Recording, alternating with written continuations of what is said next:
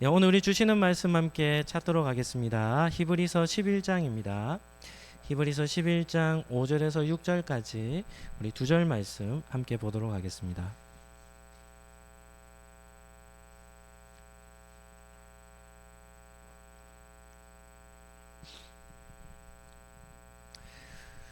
구약 신약 성경 365페이지죠.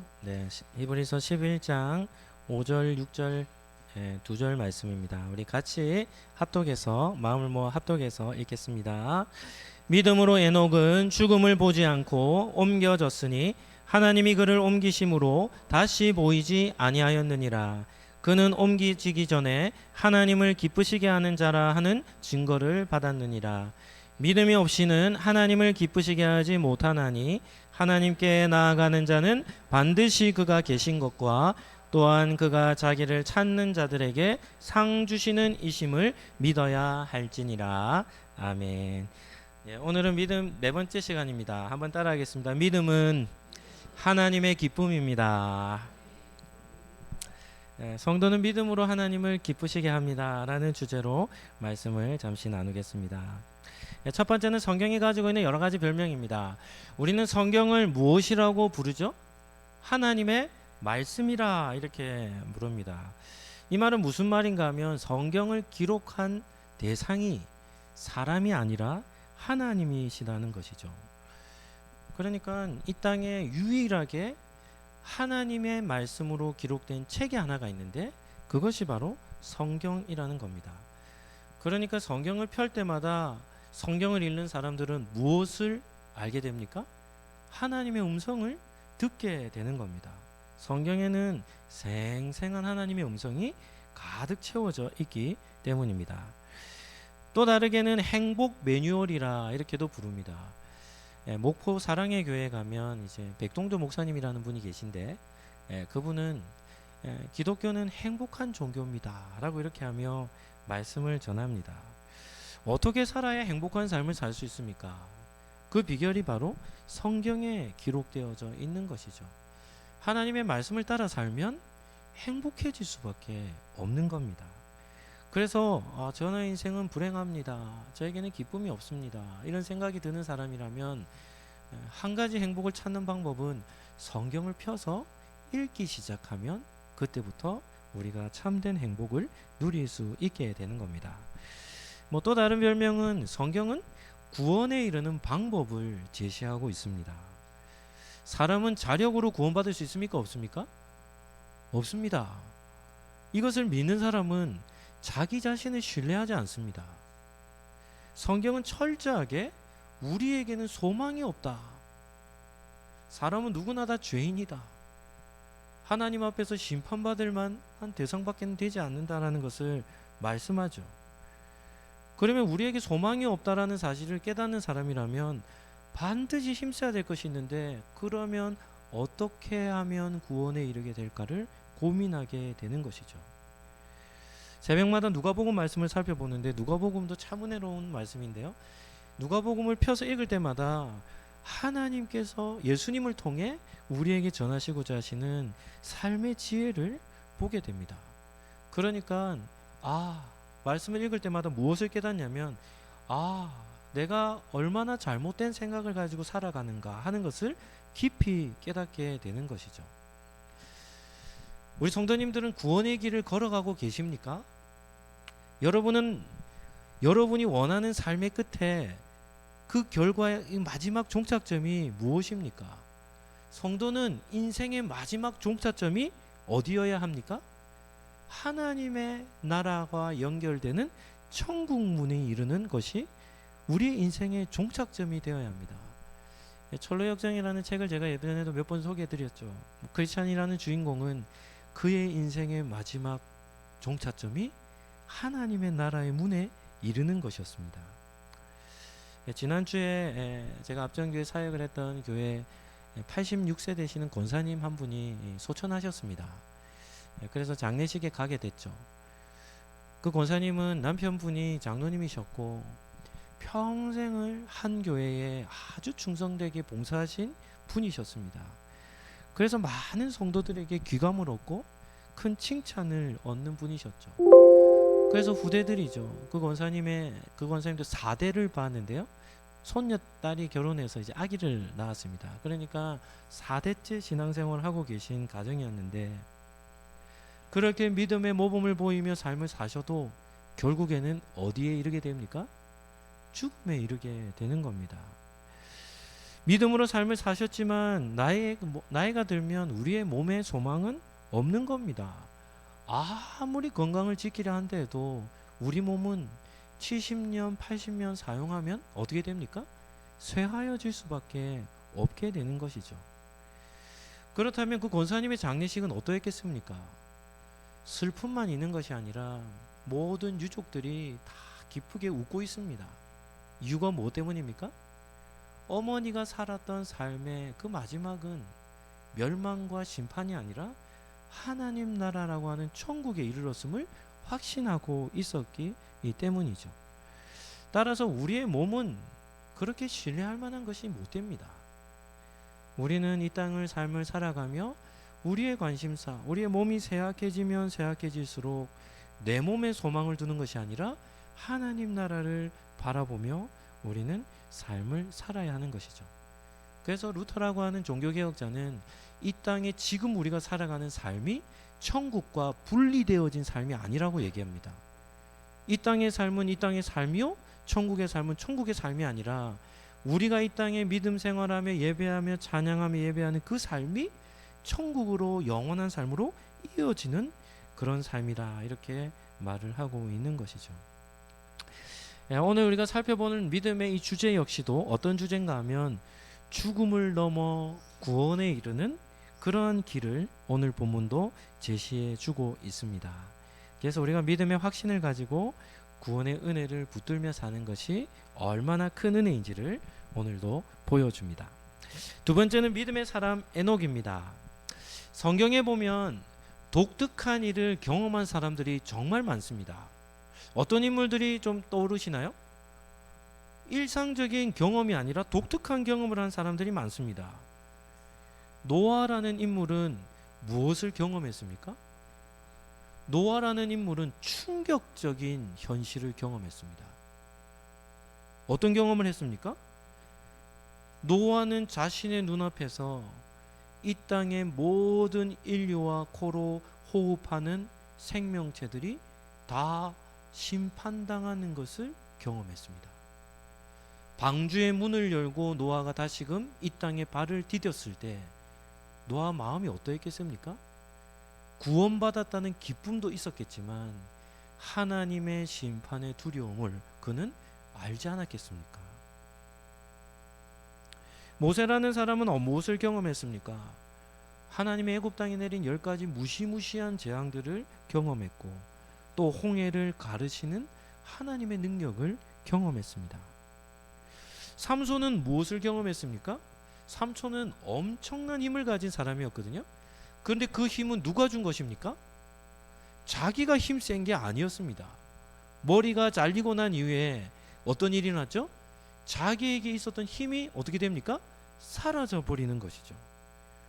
그래서 그는 하나님께서 능력을 주셔서 엄청난 힘을 소유한 삶을 살았음을 경험했죠. 솔로몬 같은 경우도 어떻습니까?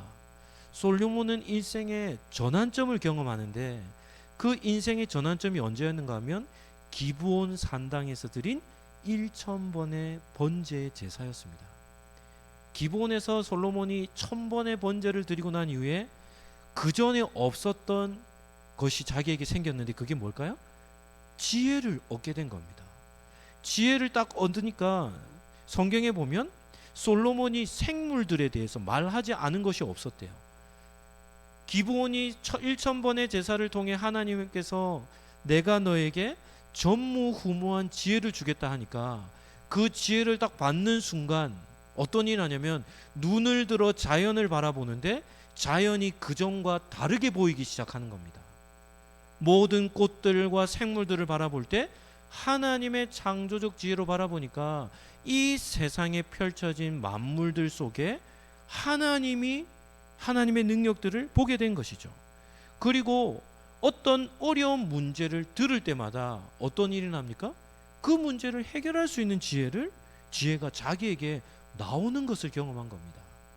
그랬더니 여러 주변의 나라들에게서 왕들이 해결하지 못한 골머리 아픈 문제들을 가지고 누구를 찾아왔을까요?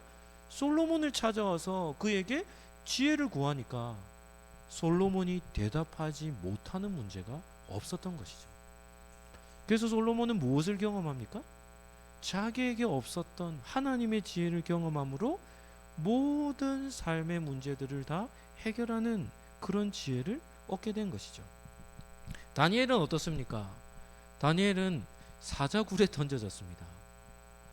그랬는데 사자굴에 던져졌는데도 사자들이 어떻게 반응합니까?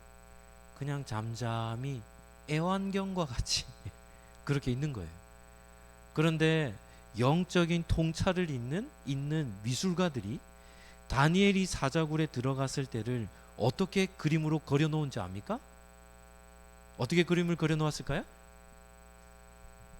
눈에 보이지 않는 천사들이 사자들의 입을 딱 잡고 있는 거예요.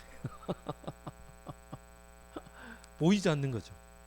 그랬는데 이 다리오 왕이 다니엘이 죽은 줄 알고 달려가 다니엘아 살아있느냐, 내가 믿는 전능하신 하나님이 너를 구원하였느냐라고 외칠 때 다니엘이 왕이여 하나님이 저를 구원하셨습니다라는 말을 듣자마자 다리오 왕이 어떻게 합니까? 다니엘을 건져내고 이제는 다니엘을 음모로 죽이고자 했던 사람들을 사자굴에 던져 넣을 때 성경은 어떻게 기록합니까? 그 사람들이 땅에 닿기도 전에 어떻게 됩니까? 사자들이 입을 열어 그 사람들을 삼켜버린 겁니다. 그러니까 다니엘은 사자굴에 들어갔을 때 사자들이 잠잠했던 것은 사자들이 잠잠한 것이 아니라 하나님께서 사자들의 원래 가지고 있었던 본성을 뭐 한 겁니까? 통제하셨음을 보게 되는 거죠. 다니엘의 세 친구들은 더 큰 일을 경험했습니다. 어떤 일을 경험했습니까? 우상 앞에 절하지 않는다는 것으로 인하여 느부갓네살 왕이 어디에 던져 넣습니까? 불구덩이입니다. 풀무불. 성경에 보면 이렇게 기록되어 있어요. 세 친구를 풀무불 안에 넣으려고 그 사람들을 이끌고 불에 넣었던 사람들이 다 어떻게 됩니까? 불에 타버립니다. 불이 얼마나 강했든지 다니엘의 세 친구를 풀무불에 넣으려고 그 사람들을 밀어 넣던 사람들까지 타버려요. 그런데 불구덩이 속에서도 성경은 뭐라고 기록하냐면 머리카락 하나 타지 않고 불구덩이 속에 들어갔다가 다시금 나온 다니엘의 세 친구를 기록을 하고 있는 것이죠. 성경에는 이와 같이 독특한 일을 경험한 사람이 너무 많습니다. 이사야는 어떤 것을 경험하냐면 눈이 열려 하나님의 나라, 하나님이 앉아 계신 보좌를 봅니다. 그랬더니 이사야가 무엇을 느낍니까? 영광스러운 감격을 느낀 것이 아니라 무엇을 느낍니까? 죽음의 공포를 느낍니다. 죄인된 내가 하나님을 바라보았더니 내가 죽게 되었구나. 그러할 때 천사를 통해 제단의 숯불로 인해 그 죄를 사는 은혜를 경험하죠. 에스겔이라는 사람도 선지자도 독특한 일을 경험합니다. 에스겔서 8장에 보면 에스겔은 어디에 있었냐면 바벨론 포로기에 바벨론 땅에 있었는데 에스겔이 어떻게 기록하냐면 이렇게 기록합니다. 하나님의 손이 자기 머리를 딱 들더래요. 그리고는 순식간에 예루살렘 성전으로 자기를 옮겼다는 겁니다. 바벨론과 예루살렘 성전은 얼마나 거리가 떨어질까요? 걸어서 4개월 정도 거리가 있습니다. 그런데 한순간에 하나님의 손이 자기를 붙드시고는 성령에 의해서 예루살렘 성으로 자기를 이끌어 가셨는데 그 예루살렘 성에서 일어나는 정말 다양한 우상 숭배의 현장을 하나님께서 에스겔 선지자에게 보여주신 것이죠. 베드로 같은 경우는 삼킬 듯한 풍랑이는 바다 위를 어떻게 하는 것을 경험합니까? 걸어가는 것을 경험하는 겁니다. 오늘 본문에도 이와 같이 특별한 아주 특별한 것을 경험한 한 사람이 나오는데 그 사람이 누구입니까? 에녹이라는 사람입니다. 그러면 우리는 에녹은 어떤 사람인지 잠깐 살펴보겠습니다. 첫 번째입니다. 에녹은 죽음을 겪지 않고 어디에 갔습니까? 이야, 이렇게 반응해야 됩니다. 이야. 에녹은 무엇을 경험했다고요? 에녹은 무엇을 경험하지 않고요? 죽음을 겪지 않고 천국에 간 사람입니다. 이야. 창세기 5장은 아담의 족보인데요. 창세기 5장에는 아담의 10대 후손들이 기록되어 있는데 에녹은 외우기가 쉽습니다. 몇 대 손인가 하면 7대 손입니다. 몇 대 손이라고요? 네, 7대 손입니다. 창세기 5장은 이렇게 기록하죠. 누가 몇 세에 아들을 낳고 아들을 낳은 후에 몇 년을 살다가 자식을 낳으며 몇 세에 살다 죽었다는 겁니다. 이것이 창세기 5장에 기록된 방법인데 창세기 5장은 이런 별명이 있습니다. 죽음의 족보라고 별명이 붙어 있어요. 왜냐하면 아담도 죽고 그의 아들 셋도 죽고 계속 죽는 것을 기록한 책이죠.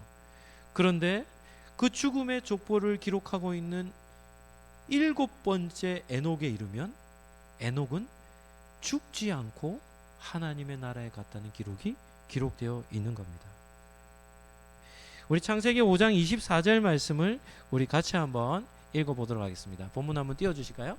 우리 같이 한번 읽어보시죠. 시작. 에녹이 하나님과 동행하더니 하나님이 그를 데려가심으로 세상에 있지 아니하였더라. 창세기 5장은 에녹의 삶을 통해 성도들에게 무엇을 전하고자 하는 겁니까? 죽음에 갇힌 인류에게 죽음을 넘어서는 은혜, 인류가 잃어버렸던 영원한 생명을 다시 얻을 수 있는 소망을 기록하고 있는 것이죠.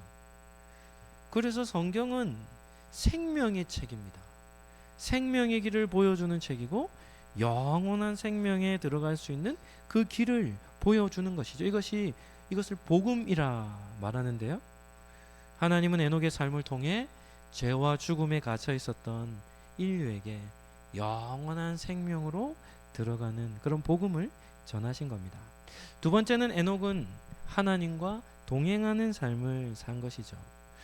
하나님과 동행하는 삶을 산다라는 이 표현을 한 신학자는 이렇게 기록합니다. 에녹은 하나님의 친구였다. 그는 하나님과 사귐을 좋아했기에 하나님과 같은 방향으로 가길 원했다. 하나님의 길을 가려 했기에 그것이 아닌 것들에 대해서는 아무런 욕심이 없었다. 이렇게 기록을 합니다. 번역이 해석을 하죠. 좋은 표현이라 봅니다. 창세기 5장에 보면 에녹이 하나님과 동행했던 기간도 기록하는데 에녹은 365년을 살았거든요. 그런데 300년 동안 하나님과 동행하며 살았다. 이렇게 기록을 하고 있습니다. 여러분들은 하나님과 함께 걷기를 원하십니까? 그 하나님과 함께 걷기를 원하는 동행하는 방법이 하나님의 말씀을 따라 살아가는 겁니다. 하나님께서 우리에게 이렇게 살라 하시는 그 길을 따라 우리가 걸어가는 것이죠. 그래서 성도가 하나님과 동행을 하면 우리의 삶에는 기쁨이 있습니다. 행복이 있습니다. 세상 사람들이 걸어가는 그런 행복과는 전혀 다른 행복을 우리가 누릴 수 있게 되는 것이죠.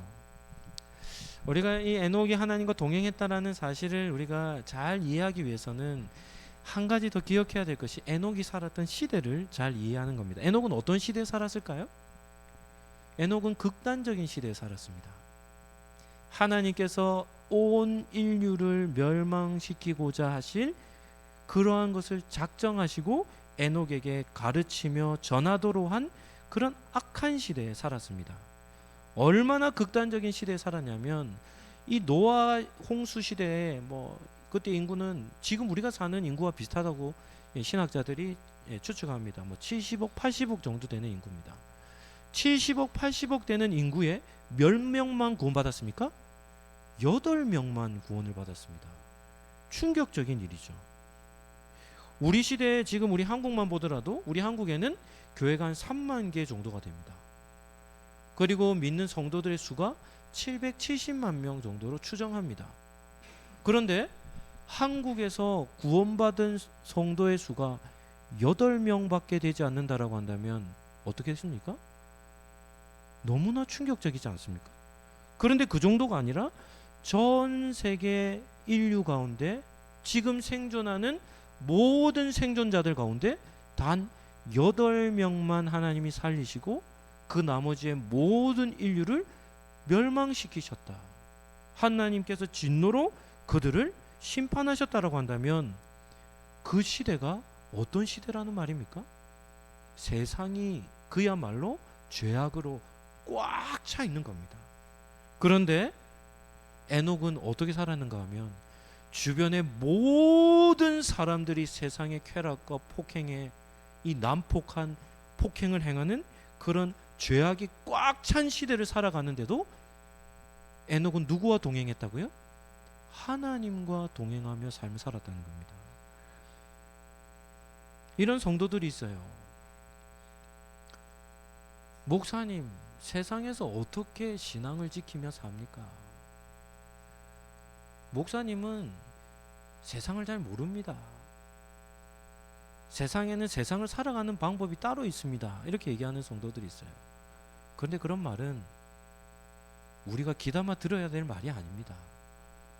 그런 말은 이미 오염된 말입니다. 오염된 말. 성도는 세상을 핑계 삼을 수 없습니다. 세상이 아무리 악하고 모든 사람들이 악한 길을 행한다 할지라도 그 길을 걸어가며 교회 생활과 세상에서의 삶이 분리되어진 삶을 살아간다는 것은 이미 변질된 신앙임을 우리는 기억할 수 있어야 합니다. 에녹은 시대를 탓하지 않았습니다.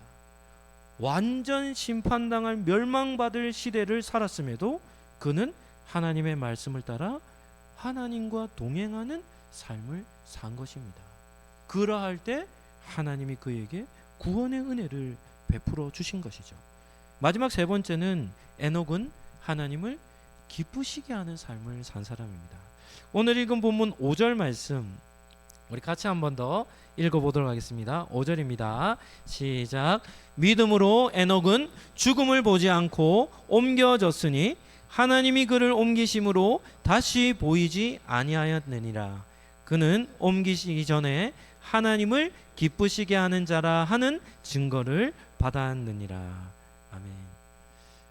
부모님을 공경하는 효자들의 공통점이 있습니다. 어떤 공통점이 있을까요? 부모님을 기쁘시게 하려고 노력을 합니다. 스승을 존경하는, 존중하는 제자들이 있습니다. 어떻게 삶을 살아갈까요? 스승을 기쁘시게 하고자 하는 삶을 삽니다. 마찬가지입니다. 하나님을 사랑하는 성도들이 있습니다. 그 사람들은 공통된 점이 무엇일까요? 하나님을 기쁘시게 하는 삶을 살고자 하는 겁니다. 그래서 이렇게 고민하며 삽니다. 내가 어떻게 살아야 하나님을 기쁘시게 할까? 에녹은 악한 시대를 거스르며 하나님의 말씀과 뜻에 순종하며 삶을 살았죠. 그러하기에 에녹의 삶은 하나님이 크게 기뻐하시는 삶이었다는 것을 보게 됩니다. 그럼 구체적으로 하나님을 기쁘시게 하는 에녹의 신앙은 무엇이었을까? 우리 6절 말씀도 한번 읽고 두 가지 정도로 정리하고 말씀을 마치도록 하겠습니다. 6절도 한번 같이 한번 읽어보겠습니다. 시작.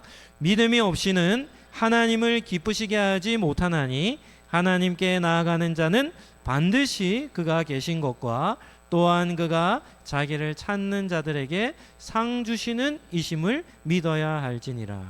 에녹의 믿음은 어떤 믿음입니까? 하나님께서 살아계신다는 믿음입니다.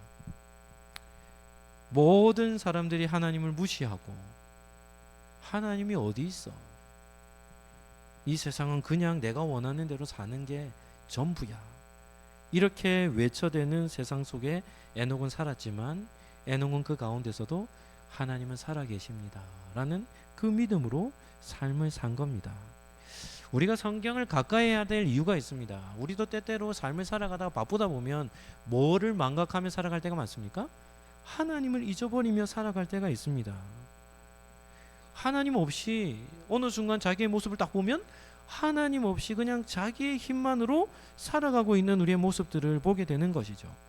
그럴 때마다 우리는 성경을 펴서 하나님의 말씀을 가까이 해야 합니다. 그러면 성경을 펼 때마다 하나님이 우리에게 어떻게 삶을 살아야 하는지를 우리에게 세미한 음성으로 우리에게 말씀해 주시기 때문입니다. 따라서 성경을 읽으며 묵상하며 삶을 살아가는 성도들이 누리는 가장 큰 복은 하나님께서 살아계신다라는 그 사실을 확신하며 삶을 살아갈 수 있는 것이죠. 성을 펼 때마다 하나님은 우리에게 뭐라고 말씀하실까요? 이렇게 말씀하십니다. 나는 살아있는 여호와 하나님이라. 아멘입니까? 그 음성을 들을 때마다 이 진리를 믿어야 하고, 그리고 그 사실을 믿는 것이 하나님을 기쁘시게 하는 삶이라는 것을 우리는 기억할 수 있어야 하는 것이죠. 두 번째입니다. 에녹은 어떤 믿음을 가졌는가 하면 상 주시는 하나님을 믿었습니다.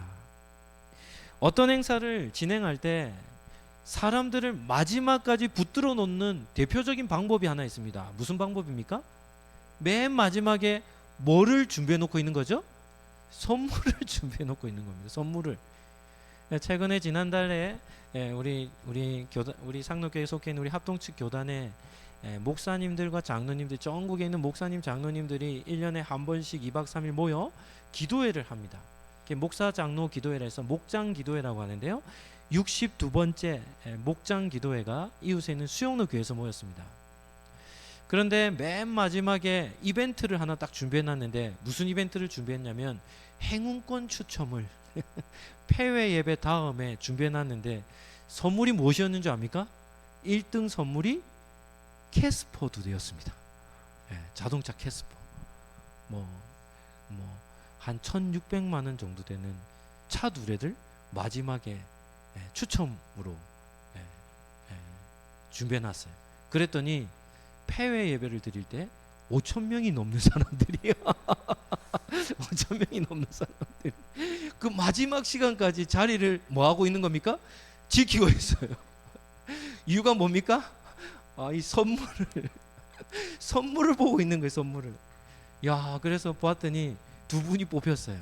한 분은 농어촌에 계신 목사님이 한 분이 당첨이 되었고, 한 대는 장로님이 한 대 당첨이 되셨습니다.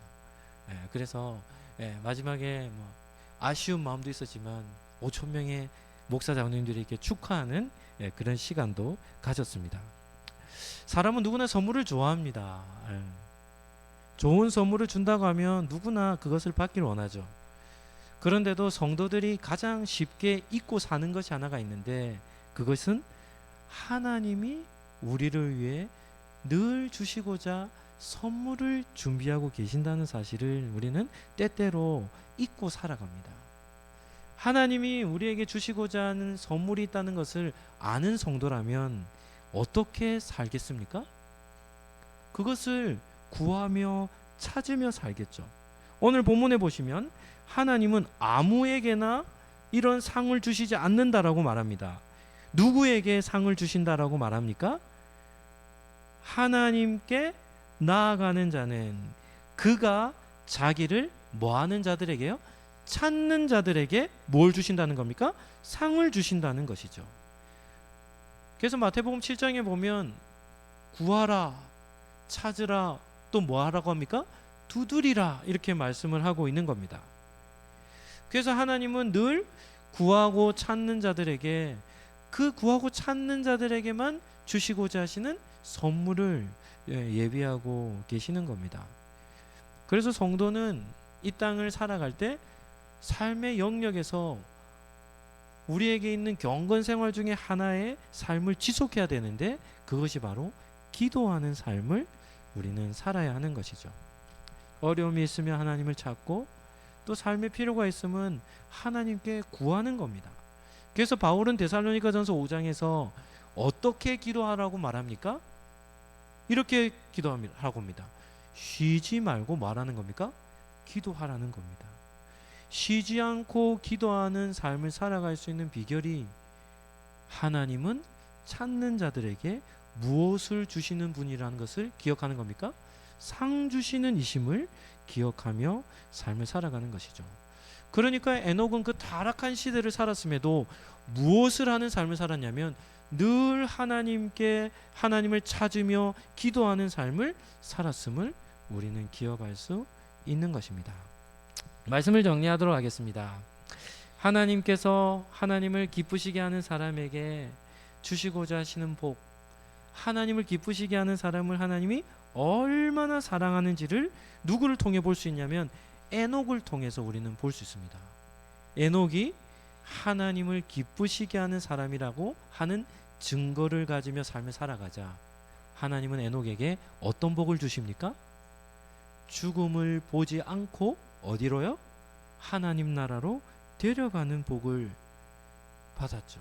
에노가 더 이상 너는 이 땅에 있을 이유가 없겠다. 나와 함께 살자 하며 하나님은 에녹을 이 땅에 두지 아니하시고 하나님 나라로 바로 데려가신 그런 은혜를 누리게 된 것입니다. 저와 여러분도 이 땅을 살아가며 우리 마음속에도 늘 그런 마음이 있어야 합니다. 내가 무엇을 하여야 하나님을 기쁘시게 할까? 이런 질문에는 답이 너무나 쉬워요. 어떻게 하면 기쁘게 할 수 있습니까? 오늘 본문에만 보면 두 가지를 보게 되죠. 어떻게 하면 됩니까? 하나님은 살아계신 분이십니다. 하나님은 찾는 자들에게 상을 주시는 분이십니다. 라는 사실을 뭐 하는 겁니까? 믿으며 삶을 살아갈 때 하나님은 우리에게 영원한 생명을 우리에게 허락해 주신다라는 사실을 오늘 본문을 통해 우리는 발견할 수 있는 것이죠. 우리 상록교회 성도 여러분, 여러분은 하나님을 기쁘시게 하는 삶을 살기를 원하십니까? 그러면 믿음을 가지고 삶을 살아가시면 됩니다. 어떤 믿음이라고 했습니까? 하나님이 어떻게 하시다고요? 살아계신다. 또 하나님은 어떤 분이라고요? 찾는 자들에게 뭘 주신다고요? 상을 주시는 분이시다라는 사실을 믿으며 삶을 살아가면 하나님이 여러분의 그 믿음을 보시고 영원한 생명으로 하나님은 여러분들에게 복을 허락해 주시는 줄 믿습니다. 그러한 믿음을 가지고 하나님을 기쁘시게 하는 그런 복된 삶을 살아가시기를 예수님 이름으로 축복합니다. 예수 그리스도의 은혜와 하나님의 사랑과 성령님의 교통하심이 하나님의 살아계심을 믿으며 하나님과 동행하기로 살아가는 우리 모든 상록교회 권속들 머리 위에 지금부터 영원토록 함께 있을지어다. 아멘.